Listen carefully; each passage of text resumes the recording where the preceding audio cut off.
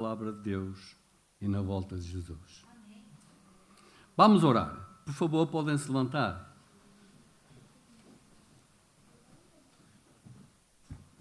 Senhor nosso Deus, bondoso Pai que habitas no mais alto dos céus, aqui estamos, Senhor, de novo a teus pés, para te agradecer este santo sábado de vida que nos estás dando. Para te agradecer que temos vindo à tua santa casa de oração. Eu sei que foi o teu Santo Espírito que nos trouxe, Pai. Agora suplicamos também que o teu Santo Espírito nos ilumine, nos dê a sabedoria para entender a tua palavra. Amém. Para que nós possamos ir para nossas casas mais fortes, mais dispostos a fazer a tua vontade e não a nossa. Até o ar que respiramos te pertence, Pai. Que nós nunca nos esqueçamos disso. Te agradecer diariamente o sacrifício que os fez para que nós possamos viver. Estamos à espera dele, que ele venha depressa. Em nome de Jesus. Amém. Vamos abrir a palavra de Deus em João 14. Apóstolo São João 14, no versículo 1 a 3. João 14, versículo 1 a 3.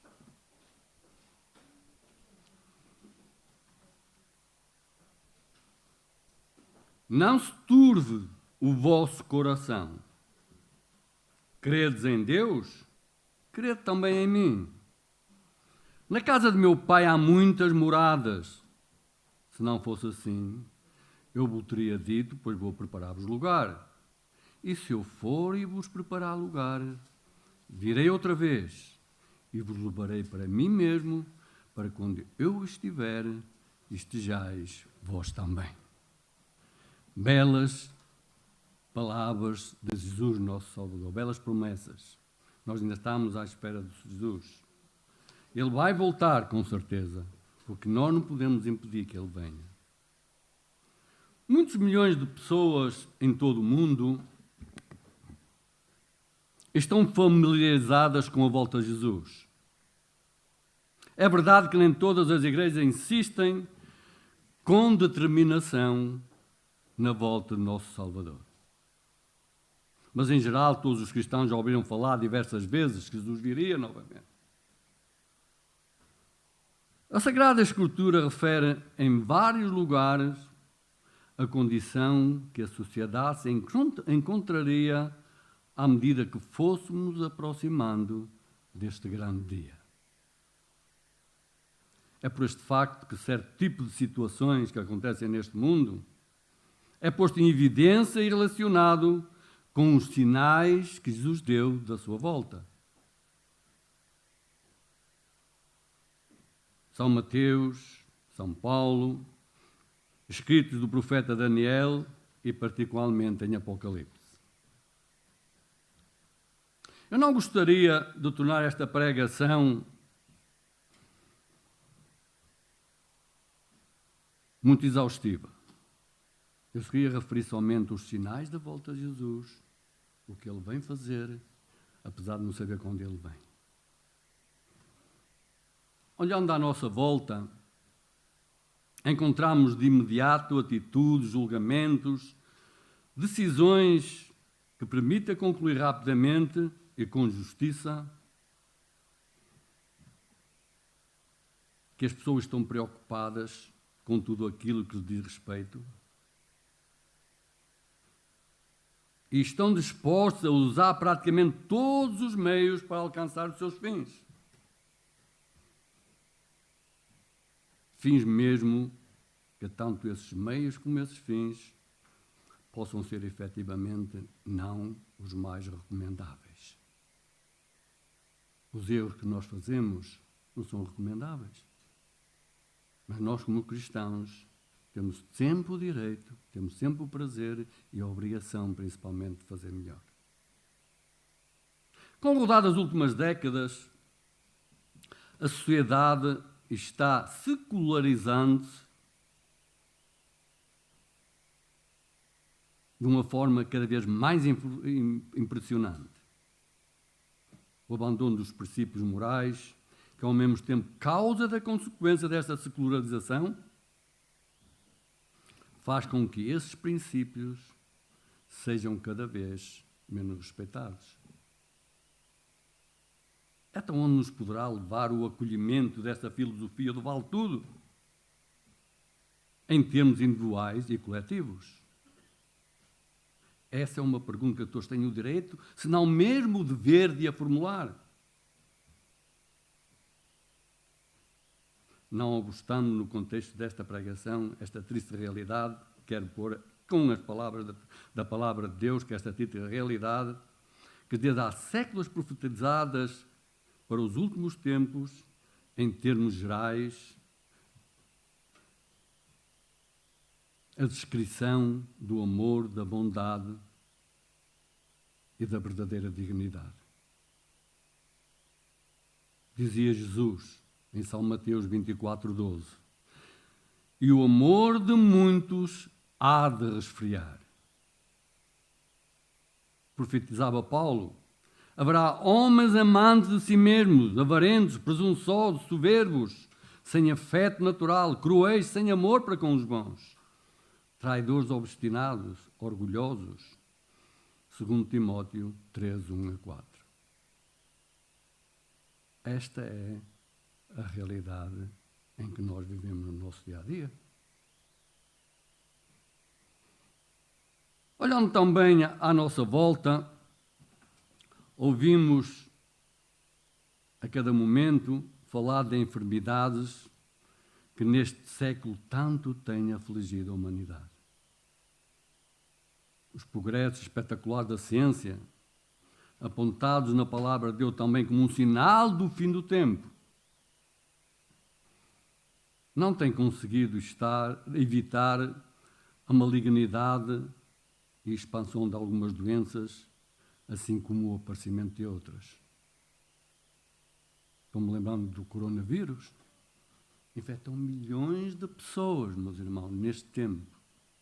Morreram milhares e milhares de pessoas com este vírus. Jesus profetizou há quase 2000 anos que no fim dos tempos, em vários lugares da terra, grandes fomes e pestes haveriam de assolar a humanidade. Como está escrito em Mateus 24:7. E com consequência destes acontecimentos, em nossos dias, a ansiedade instala-se nas pessoas, em todo o mundo. Legiões de pessoas perante a falta de amor, de simpatia da parte dos outros, do aumento da violência, da perspectiva da velhice, do sofrimento e de outras coisas más que acontecem nesta vida, recorrem a tranquilizantes para ter a marcha da sua angústia. Milhões e milhões de jovens drogam-se neste mundo. Porquê? Será que é todos por um vício ou por precisão? Porque estão angustiados com as coisas que se passam neste mundo e nos seus próprios lares. Esta angústia generalizada é descrita na Bíblia também como o indício de que estamos próximos do fim dos tempos. E, consequentemente, próximos da volta de Jesus. Naquele tempo, haverá um tempo de angústia, qual nunca houve, diz o profeta Daniel em Daniel 12:1. Terá o homem também responsabilidades no decorrer de alguns processos malignos que ocorrem na nossa natureza? Sem dúvida que sim, todos nós sabemos. A desvairada procura de riqueza e bem-estar, a mudança de clima, cada vez mais calor, cada vez mais chuva, mais incêndios, mais terremotos. Não foi Deus que fez estas coisas, meus irmãos. O homem tem conseguido mudar o sistema clínico desta terra. Jesus disse em Apocalipse 1:18: e veio o tempo dos mortos para que sejam julgados, o tempo de dar o galardão aos profetas e aos que temem o teu nome, o tempo de destruires o que destroem a terra. Estas pessoas ganham muito dinheiro, não vão levar o dinheiro com eles para o céu, ou para o inferno, ou para onde é que eles vão.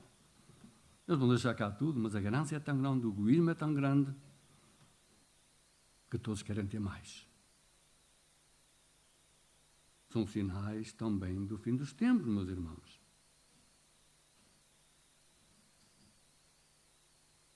Antigamente eu ouvia na rádio, muito raro, falar na volta de Jesus. Depois veio a televisão, ouvia-se de vez em quando. Mas ultimamente, através do YouTube e da internet, ninguém precisa de não saber da volta de Jesus. Recentemente, como um apogeu de meios de comunicação a tornar possível o vasto saber universal, seja posto à disposição de qualquer pessoa na sua própria casa.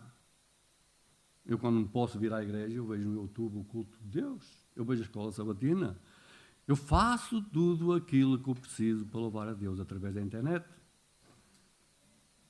Eu utilizo isto para mandar mensagens para quase todo o mundo. Eu tenho mais de 100 e tal pessoas aqui no meu WhatsApp. Brasil, América, França, Espanha, Portugal, em diversas partes do mundo. Nunca houve tanta facilidade, meus irmãos, de nós pregar a vinda de Jesus como temos neste tempo. A graça de Deus tem impressionado o coração de milhões de pessoas por meio das novas tecnologias de comunicação. Nós podemos preparar-nos todos para dar o nosso modesto contributo neste grande realização universal que será levar o Evangelho a toda a criatura antes da volta de Jesus.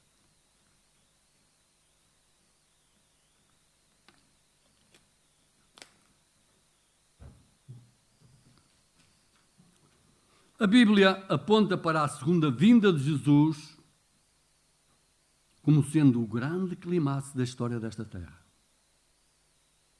Não será um acontecimento discreto que a maioria das pessoas perderá, como muitas pessoas dizem, que pessoas vão ser arrebatadas secretamente. Uns ficam, outros vão, deixam as roupas, vão nus para o céu. Eu vi um filme chamado, acho que era Deixados para Trás, que mostra estas coisas. Irmãos, isso é tudo mentiras diabólicas. Isto nunca vai acontecer. Jesus prometeu que seria inconfundível, semelhante a um relâmpago espetacular que cruzasse o céu do Oriente até o Ocidente, a sua vinda. Vocês já viram um trovão? Quando dá um relâmpago forte, tudo cruzou todo o céu. As pessoas que estão a ouvir, eles olham, veem tudo. Não é só metade, um terço e os outros não. João acrescentou, e todo olho o verá. Ele não disse, o José vai ver, o outro vai ver, o pastor vai ver, todos. Não, todo olho verá. Até mesmo os que o trespassaram. Está escrito na palavra de Deus. O apóstolo Paulo dá uma rápida antevisão, vocês podem ler, em 1 Tessalonicenses 4, 16 e 17.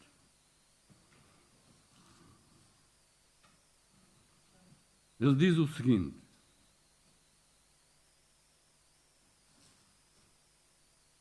porque o mesmo Senhor descerá do céu, com alarido e com voz de arcanjo, com a trombeta de Deus, e os que morreram em Cristo ressuscitarão primeiro. Depois nós, os que ficamos vivos, seremos arrebatados juntamente com Ele nas nuvens, a encontrar o Senhor nos ares, e assim estaremos sempre com o Senhor.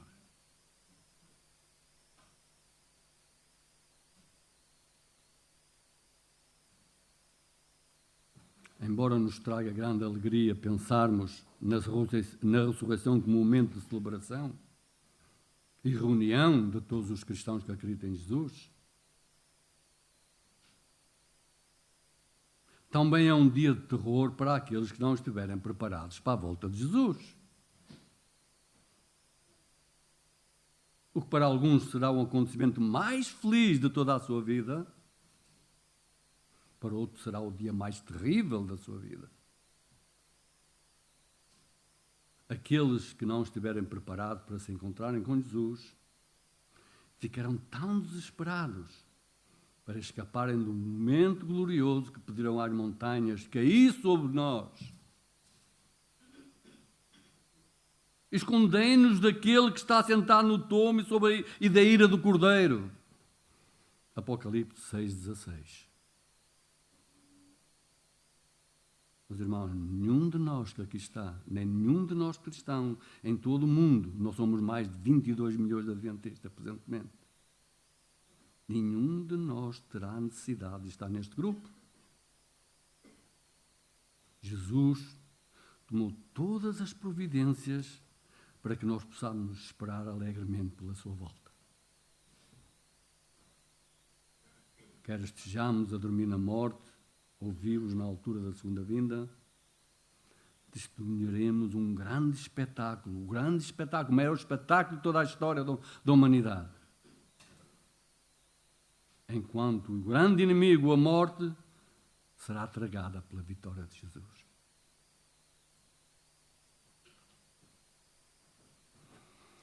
Ellen White descreve vivamente esta cena.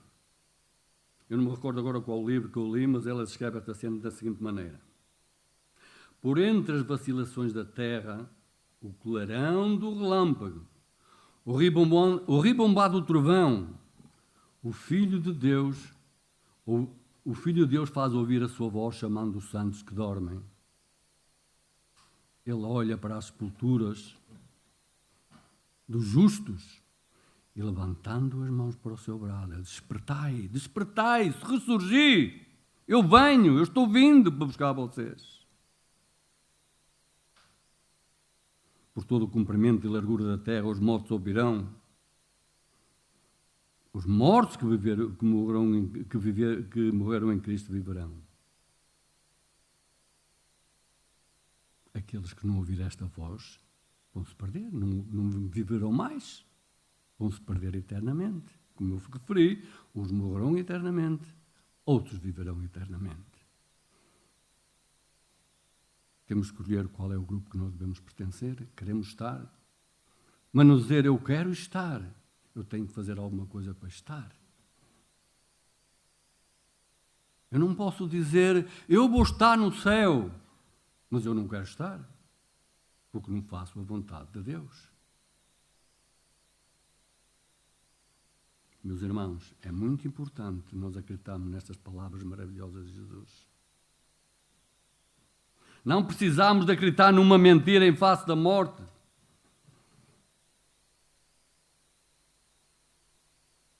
Nós temos de nos agarrar a alguma esperança, ou não temos de nos agarrar a alguma desesperança de que morremos e vamos para o purgatório, outros vão para o inferno, outros vão para o céu.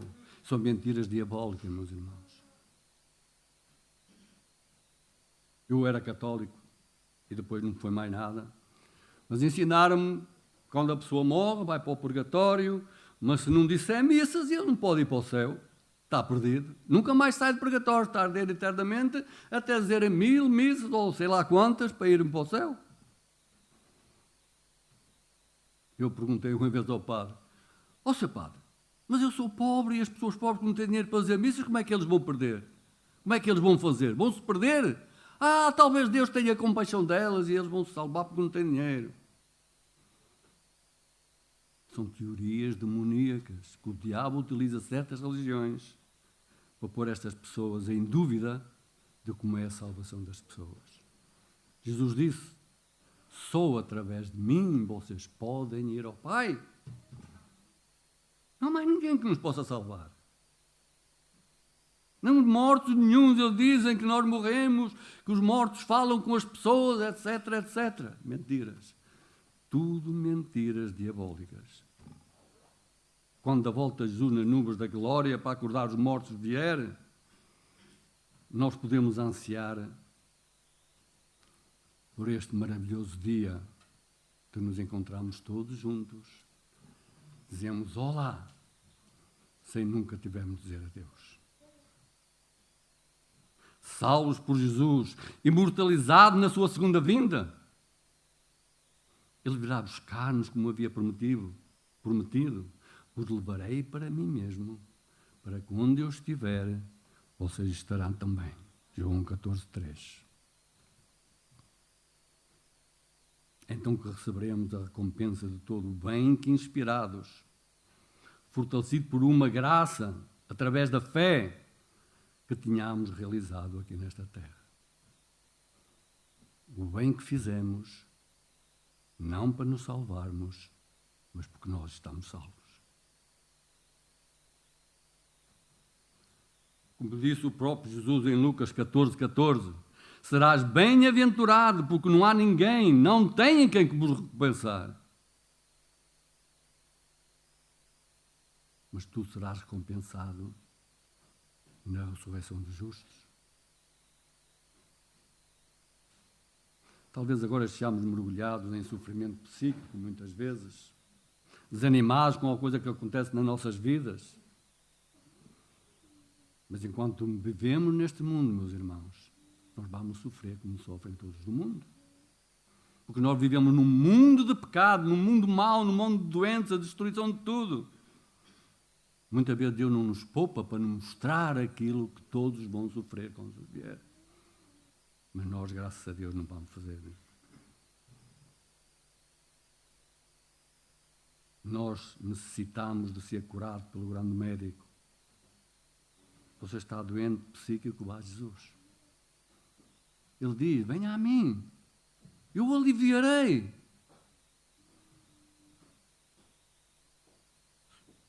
Depois de sujeitos à anestesia geral da morte,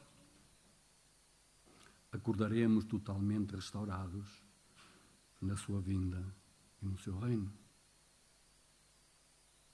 E então, tomando parte na grande parousia do Rei dos Reis, do Senhor dos Senhores, os nossos olhos verão o Rei na sua formosura. E o acompanharemos para o lugar que, segundo a sua promessa, Ele nos preparou. E que lugar é esse? A palavra de Deus diz que olho nenhum viu, nenhum ouvido escutou, e não chegou a nenhum coração humano o que Deus tem preparado para os seus filhos. Deve ser uma coisa maravilhosa para nós todos, meus irmãos. Vale a pena muitas vezes nós sofremos um pouco nesta terra, porque temos a certeza que não vamos sofrer mais. Está escrito em 1 Coríntios 2:9. Então cumprir-se-á o que lemos em Apocalipse 21:3-4. Meus irmãos, o que está aqui escrito em Apocalipse 3:4 são os textos mais maravilhosos, os textos que eu mais gosto da palavra de Deus. Porquê? Eu vou ler. Eis aqui o tabernáculo de Deus com os homens, ou com eles habitará. Eles serão o seu povo, e o mesmo Deus estará com eles e será o seu Deus. Deus limpará de seus olhos toda a lágrima. Não haverá mais morte, nem pranto, nem dor, porque já as primeiras coisas passaram. Uma coisa maravilhosa. Vocês já pensaram viver numa terra, num lugar em que não haverá mais doença nenhuma, em que vamos ser felizes, em que não vamos dizer o meu filho morreu, o meu pai morreu, a minha mãe morreu?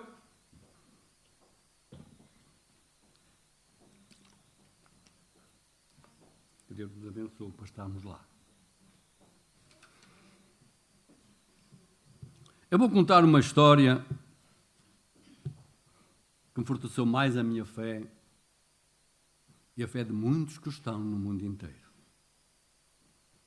Foi um dos maiores e devastadores terremotos que alguma vez atingiram a Arménia. Foi em 1988, a 7 de dezembro de 1888. Às 11h41 da hora local, a parte norte da Arménia foi abalada por um terremoto de magnitude 6,8 na escala de Richter, que destruiu cidades, arrasou casas e custou a vida a mais de 30 mil pessoas. Eu li isto, tenho aqui isto numa história numa revista adventista que era Os Sinais dos Tempos. Eu não sei se existe no Brasil essa revista, mas em Portugal ainda existe. Eles disseram primeiro que 30 mil pessoas, depois aumentaram para 50 mil pessoas, e com quase todas as casas desta eram destruídas, fora os desaparecidos e os feridos. Com certeza que os feridos, muitos deles morreram depois também. Mas esta é a história de um pai anónimo à procura do seu filho nos destroços de um edifício escolar. Desde então, tem inspirado milhares de pessoas. Porquê? Imediatamente após o primeiro tremor de terra, o pai tinha corrido para a escola, que tinha sido totalmente arrasada. Recordando-se de uma promessa que fizera há muito tempo ao seu filhinho, ele começou a escavar a terra com as mãos nuas. Ele tinha dito ao seu filho: aconteça o que acontecer, você pode sempre contar comigo. Eu irei buscar você onde você estiver. Eu ajudarei você sempre, mesmo à custa da minha própria vida. Quando o filhinho estava com medo, ele prometia isto ao seu filhinho. Vendo ou definindo a localização aproximada da sala de aula do seu filho, ele começou a remover o entulho e o cimento que estava por cima desta sala de aula toda destruída. Outras pessoas chegaram e viram a destruição desta escola e tentaram retirar o pai dali. No entanto, ele não se deixou distrair. Ele não ouvia o que as pessoas iam para sair dali, continuou escavando. O pessoal de emergência chegou, a polícia chegou e disse: o senhor está fazendo aqui, vá-se embora, não há possibilidade do seu filho estar vivo. Por causa dos incêndios, das fugas de gás, das explosões que havia por causa do gás. Vá-se embora, nós tratamos disso, o seu filho não tem possibilidade de estar vivo, está morto, de certeza. O pai continuou a escavar. Ele tinha prometido ao seu filhinho que iria pegar ele. Uma pedra de cada vez. 38 horas seguidas sem desanimar, este pai cavou a terra. Ao fim de 38 horas de esforço, então ele ouviu a voz do seu filhinho: papá, és tu? Eu sabia que você vinha. Eu disse às outras crianças para não terem medo, papá, porque tu tinhas prometido que virias. Neste dia o homem salvou 14 crianças, incluindo o seu próprio filho. E nós temos a certeza da volta de Jesus? Temos a certeza que Jesus vem pegar nós, nos vem buscar? Confiamos nas promessas de Jesus que garantiu através dos anjos há 2000 anos, que disseram aos apóstolos que ele viria buscar-nos assim, que, quando pudesse vir, que ele viria assim como eles viram ir para o céu.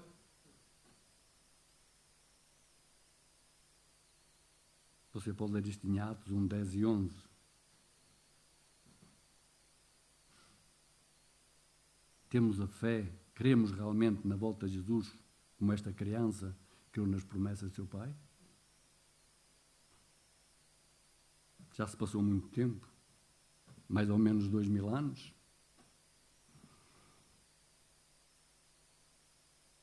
Jesus não voltou ainda.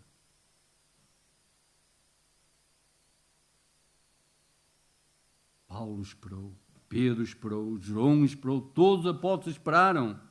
Milhões de pessoas, seguidores de Jesus, têm esperado e ele não voltou.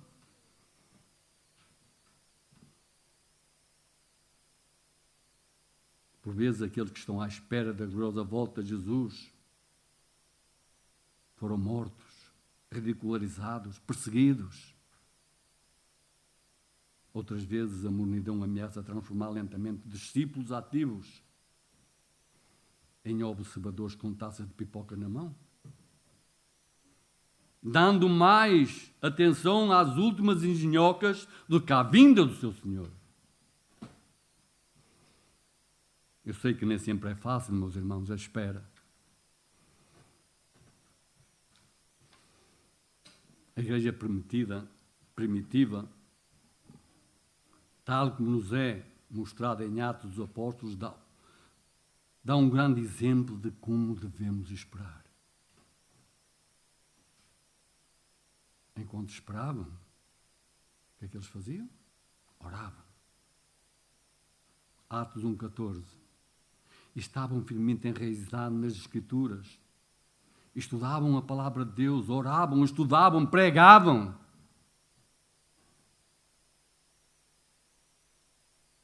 Quantas oportunidades nós já perdemos por não dizer aos outros que Jesus iria voltar, que Jesus é o único Senhor, o único Salvador que existe neste mundo. Muitas vezes eu fico arrependido de não ter falado a certas pessoas que já faleceram, porque perdi a oportunidade de mostrar a verdade.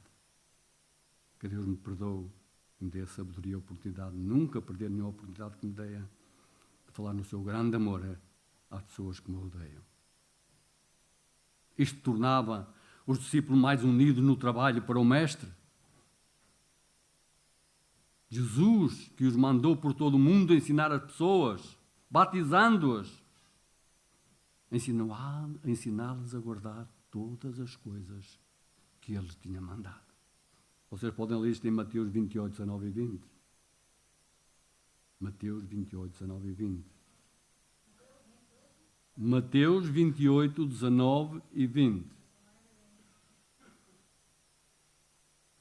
O resultado do seu testemunho traduzido pelo Espírito para chegar aos corações das pessoas levou a milhares de conversões. Só num dia foram batizadas 3.000 pessoas. Isto foi só o princípio, está escrito em Atos 2,41. Pessoas tímidas, cansadas, eram transformadas em pregadores da palavra, porque acreditavam em Jesus Cristo, no seu Salvador. Além de esperar, tinham a paixão de pregar sobre o Salvador ressuscitado. Não tinham medo de morrer num mundo em que a cruz era a loucura para a maioria das pessoas. Irmãos, 3 coisas são precisas para nós mostrarmos aos outros que somos filhos de Deus. Estudar a palavra de Deus. Orar para perceber a palavra de Deus. Terceiro, pregar a palavra de Deus. Para trazer pessoas para Jesus. Estas 3 coisas são algo que podemos aprender com a igreja primitiva. Tal como os discípulos, então, precisámos de conhecer Jesus intimamente. Eu não vou confiar num amigo se eu não o conheço. Eu tenho que conhecer essa pessoa para confiar nela. E mesmo assim, maldito o homem que confia no homem, diz a palavra de Deus. Mas este homem é Jesus, nosso Deus, é quem temos que conhecer intimamente. A graça não pode ser comunicada simplesmente por ouvir. A salvação não é ganha por laços familiares ou por filiação a uma igreja. Um encontro pessoal com o nosso querido Salvador Jesus é a base para uma espera confiante. E para conhecermos verdadeiramente Jesus, temos que passar tempo com Ele. Não é a gente levantar-se, Pai, protege-me este dia, amém. Ao meio-dia, Senhor, abençoa esta comida, amém. À noite, Senhor, estou cansado, vou para a cama, não tenho tempo de falar muito contigo, amém. Não, meus irmãos. Para conhecermos verdadeiramente Jesus, temos que passar tempo em oração com Ele. Estudar a palavra dEle. Falar às pessoas nesse maravilhoso Pai Celestial que deu o seu Filho a morrer numa cruz. Que deu o Imperador do Universo, o Rei dos Reis, a morrer para que nós possamos viver. Este é o nosso trabalho como filhos de Deus. para lavarmos criaturas em todo o mundo aos pés de Jesus. Outra faceta importante da nossa mensagem é a envolvente compreensão da mensagem profética de Deus para o nosso tempo, o tempo do fim. Desde 1844, com a entrada de Jesus no lugar santíssimo do santuário, nós falámos isto na escola sabatina, se te lembram?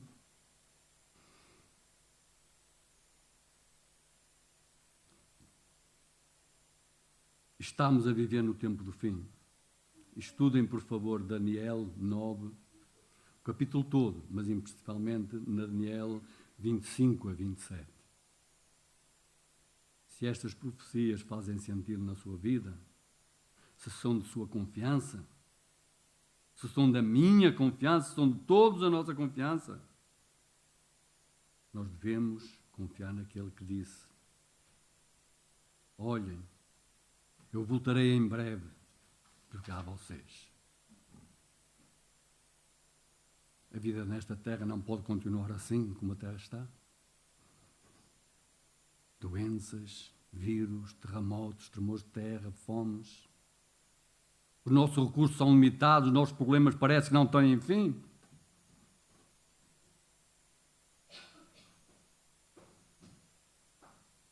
Guerras, doenças incuráveis, vírus, fomes, que fazem morrer milhares de velhinhos e crianças em todo o mundo, enquanto outros destroem toneladas de alimentos.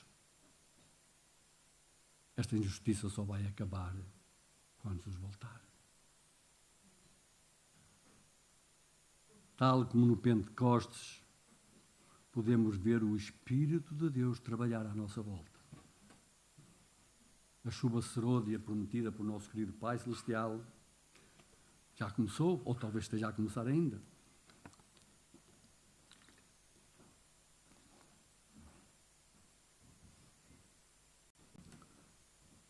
No meio da dor e do sofrimento, do nosso sofrimento e no sofrimento do mundo, esperamos confiadamente na volta de Jesus.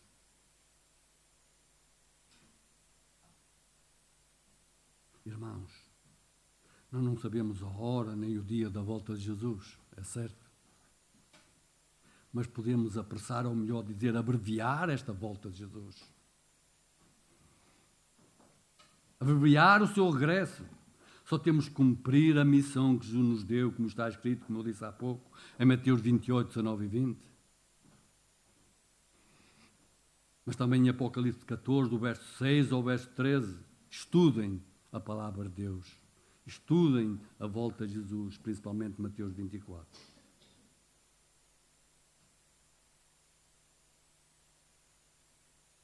Jesus incumbiu-nos desta missão.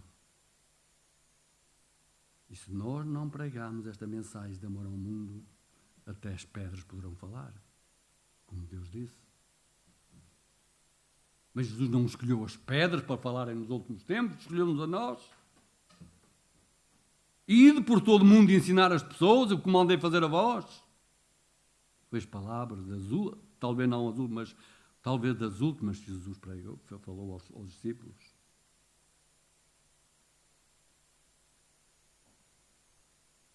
Ele escolheu-nos para mensageiros da sua palavra, para este tempo do fim,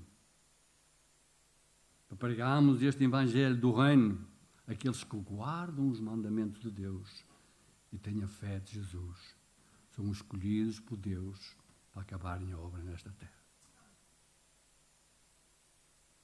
Então, quando nós cumprimos esta promessa que Jesus pediu para fazer, podemos dizer quando Jesus vier: Senhor, nós sabíamos que tu vinhas porque tu nos prometestes. Amém. Vamos ouvir agora um hino da volta de Jesus.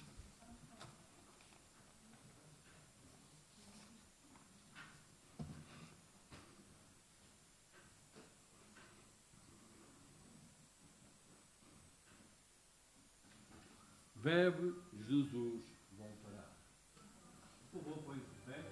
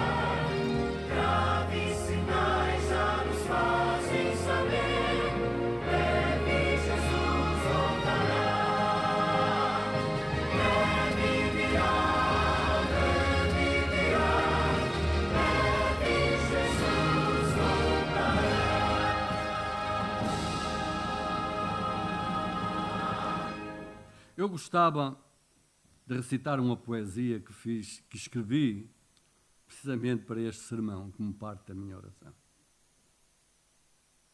Chama-se No Mundo Perfeito. Não mais pesares, prantos, não mais morte. Tudo passou para sempre, que alegria. Quando remidos alcançamos sorte, nesse país onde vai ser eterno o dia. Não mais cortejos fúnebres, não doença, pecado algum turbando o coração. Quando este mundo mau, sem crença, do universo voltar à comunhão. Tempestades, não mais nem acidentes, nenhuma praga aos povos vai assolar. Nos domínios do Pai omnipotente, quando Ele apor a terra a renovar. Nada de guerras, nem carnificina. Nada de lutas, pois domina a paz. Ninguém mais fere ou extermina. Tudo isso agora ficou para trás. Esperança e louvores, entretanto, eterno gozo num viver sem fim.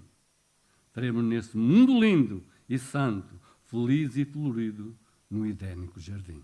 Amém. Amém. Vamos orar? Senhor nosso Deus, bondoso Pai que habitas no mais alto dos céus, nós estamos gratos pela Tua palavra, Senhor. Amém. Nós estamos gratos porque Tu prometeste, Jesus viria nos salvar, buscar este mundo que cada vez está pior. Nós queremos ser Teus filhos. Nós queremos ser arautos da mensagem que Tu tens para o mundo. Derrama o Teu Santo Espírito sobre nós para que nos dê sabedoria, para nós percebermos, Pai, como devemos falar de Ti ao mundo. Que Ele nos ilumine, para mostrar às pessoas que temos um Deus tão maravilhoso, que deixou o universo inteiro, o maravilhoso universo, o Seu trono, para vir pegar a nós, para vir pegar todo mundo que acreditar nele. Que esta mensagem de amor, Senhor, seja pregada por todos os Teus filhos no mundo inteiro, para apressarem a vinda de Jesus. Nós Te agradecemos, Pai, por sermos Teus filhos, por sabermos a verdade, e Te suplicamos que nos ajudes a estudar a Tua palavra com mais eficácia, para que possamos transformar as nossas vidas. Em nome de Jesus, Te agradecemos do fundo do nosso coração. Amém, Senhor. Uma feliz semana para vocês todos, que Deus abençoe. E leve mais fortes para casa.